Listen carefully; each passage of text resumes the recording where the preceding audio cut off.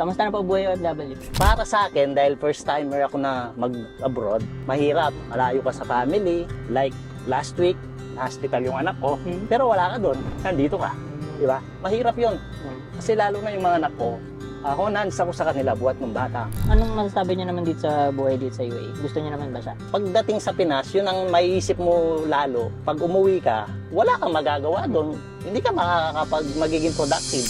Meron na po ba kayong naipunda sa kinikita niyo dito sa UAE? Pinagtulungan namin ng mga anak ko yung bahay. Tapos yung, siyempre, yung education ng mga anak ko. Para sa akin, investment yun eh. Ilan anak niyo? 4, sir. May nagtatrabaho na po. Yung 2, sir. Tapos may anak ko na pro player ng MPBL sa Pampanga Lanterns. Nasa TV siya? Oo, sir. Talaga? Yes, sir. Yes, sir. Oh, artista pala anak niyo. Masarap sa pakiramdam, sir. Sir, masarap sa pakiramdam bilang magulang.